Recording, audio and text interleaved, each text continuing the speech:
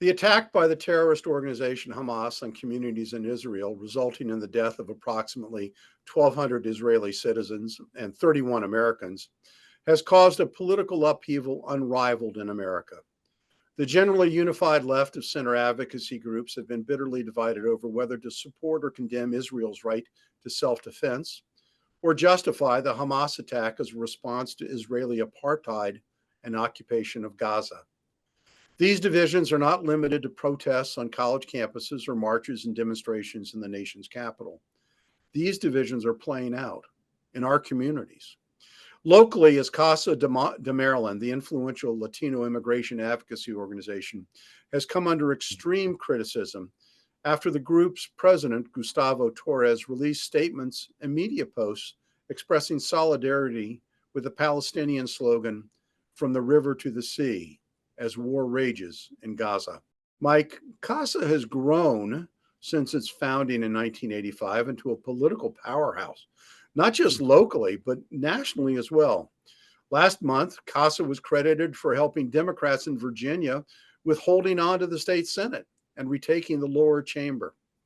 Supporters like the Harry and Jeanette Weinberg Foundation have been a longtime supporter of the organization, their largest financial backer, and they announced this week that they are no longer financially supporting CASA. In addition, all 9 Montgomery County state senators have openly criticized CASA over their actions. How did this happen? And more importantly, why did this happen? Well, I think one of the challenges is, and we see this a lot, and oftentimes it doesn't kind of manifest itself in something as visible as this, is a lot of our organizations have their advocacy arm and have their outreach and their community service and engagement where they're actually providing services. And oftentimes the lines between those two pieces get blurred, and the tax status and the types of organizations and what's being funded. And I think that's part of it. Part of what's at issue here is CASA does some great work in supporting the community. And CASA is also a political organization, and there have to be some lines drawn there. And I think part of the challenge that you've seen here is that blurring and people being on kind of both sides of that line. And I think that makes it really challenging. That do they have the right to make certain political statements? They most definitely do if they're structured the right way. But if you're doing that, that falls into this compartment. If you're trying to get money from state, local, county government to be able to provide services to the residents of our community, that's a different bucket of activity. And you've got to be really clear where those resources are going and where those resources are being allocated and what you're saying as a result of that. And I think that that's where this problem presented itself, because I don't think they paid attention to that. I don't think those lines were drawn in the right way. Well, I want to follow up, and because I mean, one would think that CASA's main goal was advocacy on behalf of Latinos. Mm-hmm.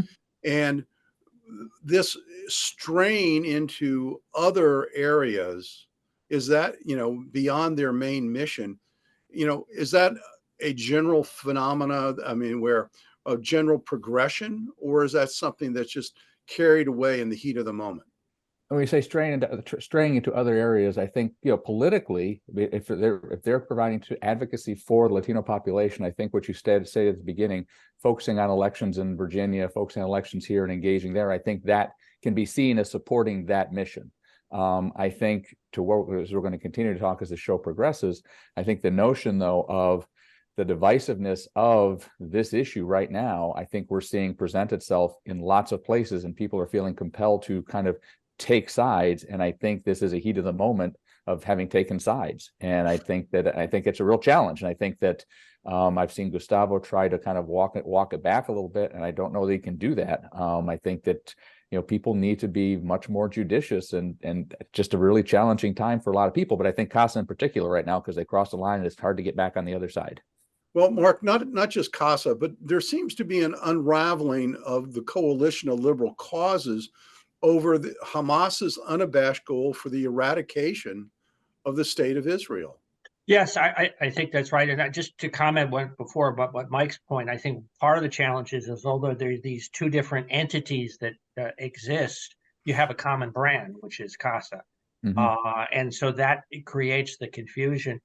But your point is, I think one of the great challenges is in this discussion is we're the progressive wing has focused on more identity and grievance-based politics and sort of creating a hierarchy, if you will, of whose grievance stacks where, as opposed to what I would think we should have traditionally have done, of focusing on the democratic values and institutions and the protection of civilians in warfare.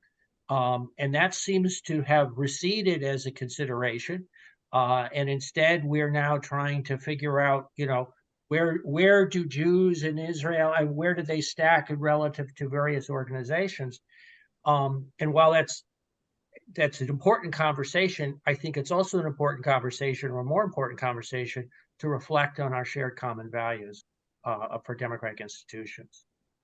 Well, CASA receives a great amount of money and funding, not only from Montgomery County, but the state of Maryland.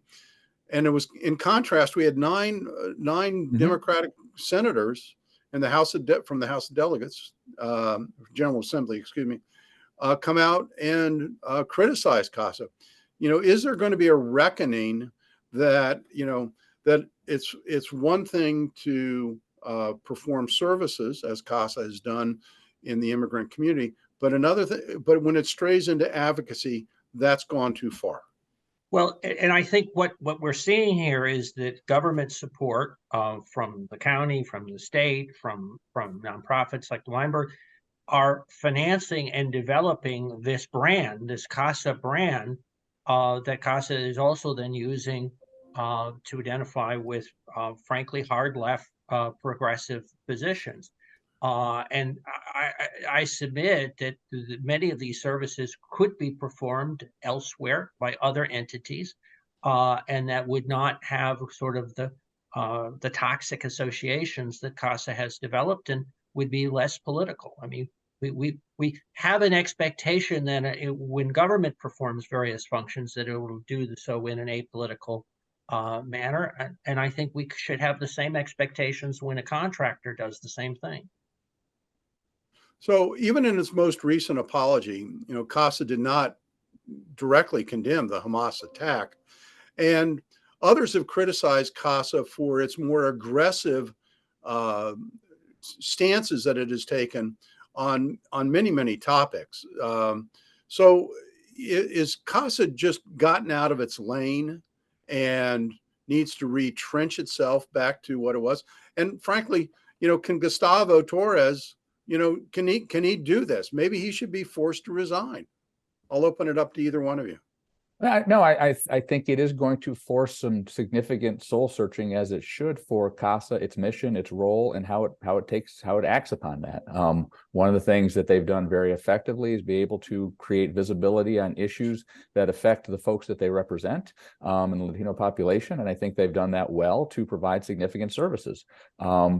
But I think that, as we said earlier, I think that there is a challenge sometimes you can't put those pieces together, and the funding, and I think they're going to be forced to go back and be able to very clearly articulate as to, are they a political institution, are they a service institution, and be able to determine how that works and draw some lines that just don't exist today, and it's going to be a real challenging time for them in the next couple of months.